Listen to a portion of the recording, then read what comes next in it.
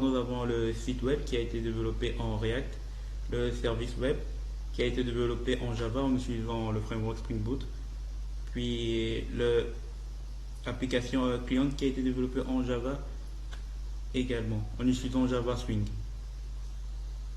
Donc le site web va utiliser un service SAO. Pardon, le site web va utiliser un service API REST pour communiquer avec le service web pour la gestion des articles et des catégories, c'est-à-dire suppression, ajout, modification. De même, l'application client va communiquer avec le service web pour la gestion des utilisateurs, c'est-à-dire ajout, suppression et gestion des jetons des utilisateurs également. Sans pour autant tarder, nous allons passer à la présentation de services web. Alors, notre service web est reparti comme suivant. D'abord, nous avons les entités qui sont d'abord les utilisateurs qui peuvent avoir trois rôles, c'est-à-dire les visiteurs qui peuvent voir le site sans pour autant s'identifier, les éditeurs pour la gestion du site et les visiteurs et l'administrateur pour la gestion des utilisateurs.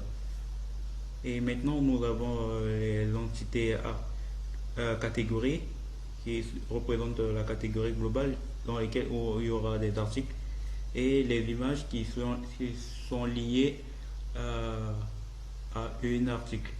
Et maintenant, dans les contrôleurs, nous avons mis en place les contrôleurs pour la gestion des articles, c'est-à-dire ajout, suppression et modification. Ces contrôleurs-là seront consommés par l'application, non, pardon, le service client.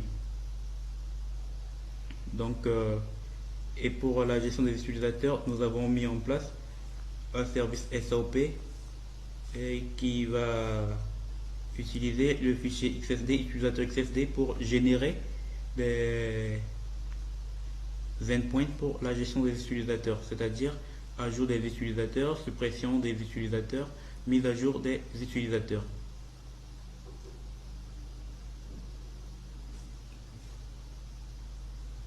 Donc ces endpoints-là seront consommés par l'application Java Client. Donc sans pour autant tarder, je vais laisser la parole à Zainab pour vous présenter l'application. Bonjour. Donc, pour notre front-end, site web, React, on a chez Auth Context. On utilise React Context pour gérer l'état global de l'authentification grâce à Auth Provider. Tous les composants peuvent accéder à l'utilisateur connecté, se connecter ou se déconnecter. Cela simplifie la gestion des permissions, des routes protégées et évite de passer manuellement les données d'un composant à l'autre. Et après, on a la partie composants. Contient les composants visuels réutilisables qui sont statiques, comme ici on a footer, pied de la page, navbar, barre de navigation et tout ça. Après, on a contexte, le composant qui permet de charger les articles liés à une catégorie. Après, on a les pages. Ce sont nos principales pages de notre site web. Plusieurs pages, home page, qui est la page d'accueil, catégorie page, login page, pour faire le login. Et après, on a fichier route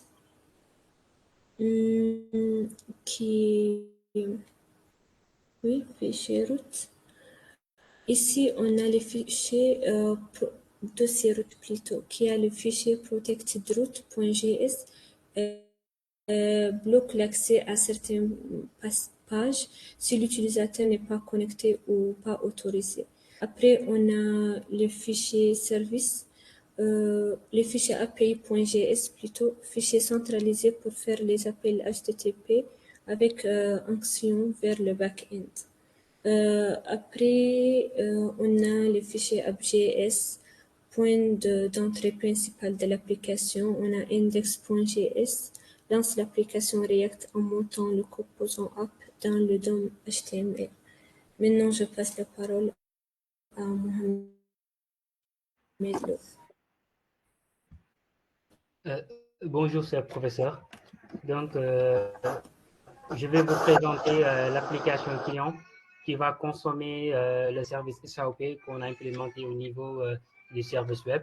Donc, on a utilisé le modèle MVC pour l'implémenter. Donc, ici, nous avons le contrôleur qui va permettre de gérer les utilisateurs. Ici, on a le modèle. Ici, on a les views, c'est-à-dire les interfaces graphiques. On a utilisé Java Swing pour l'implémenter. Donc, on a le login view pour la page de connexion, etc. Donc, ici, nous avons le fichier target qui est généré grâce au service implémenté au niveau du service web. Donc, ici, on a utilisé des plugins et des dépendances pour générer les endpoints développés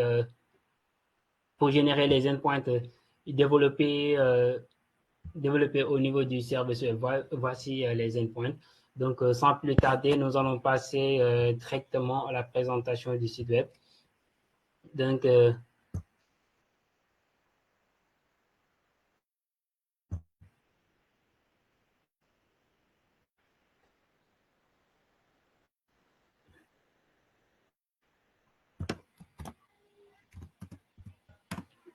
nous avons oublié de démarrer le serveur. Donc, on a démarré ici le serveur.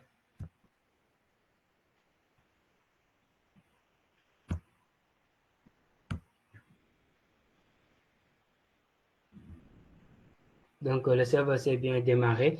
Donc, ici, on a la page d'accueil. Ici, on a la page d'accueil qui va afficher les derniers articles. Donc, ici, nous avons les catégories. Donc, si on sélectionne une catégorie, il affiche l'ensemble des articles liés. On a une autre catégorie ici, et ici, on a une autre catégorie qui ne contient pas des articles. Donc, ici, on a la page d'actualité qui va permettre d'afficher les articles au moins de 72 heures. Donc, c'est créé il y a 42 minutes, cet article. Donc, on a aussi pour les éditeurs, pour qu'ils fassent la maintenance du site, ils devront s'authentifier. Donc, ici, on a l'adresse mail. Donc, dès qu'ils se connectent, ils vont avoir des fonctionnalités supplémentaires comme les visiteurs. Donc ici, nous avons la liste. Ici, nous avons la liste des articles. Donc, on peut supprimer un article. On peut supprimer un article. On peut supprimer un article. On peut modifier aussi un article. On peut aussi le supprimer comme on veut. Donc, ici,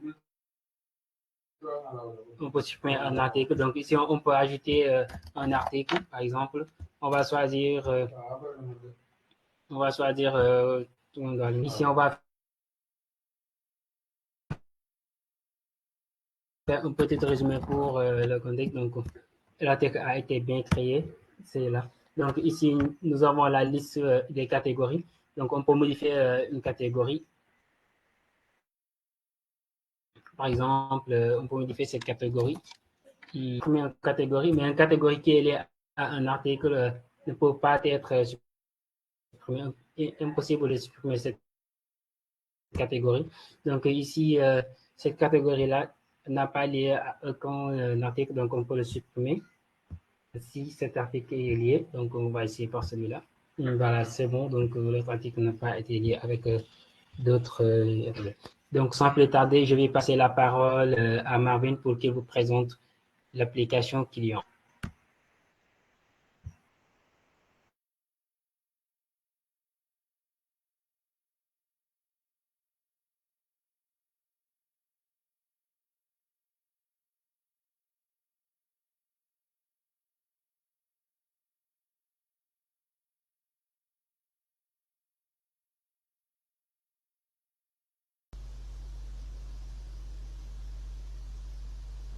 Alors d'abord, nous allons d'abord démarrer l'application cliente.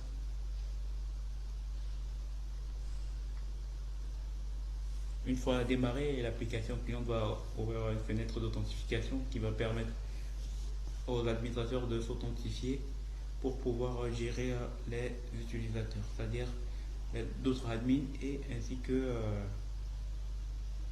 les éditeurs. Donc, une fois connecté, on peut filtrer les utilisateurs par rôle sur le tableau de bord de l'administrateur par leur rôle. On peut dire les éditeurs ou bien les administrateurs, et aussi le bouton pour ajouter les utilisateurs. Pour leur développement de ce service-là, nous avons eu des problèmes pour l'affichage des récupération des utilisateurs ainsi que leur implémentation. Mais les documents sont bien générés. Si on se connecte à ce lien-là, on voit que tout est bien, mais le problème, c'est juste le front-end qui ne parvient pas à les afficher. Merci.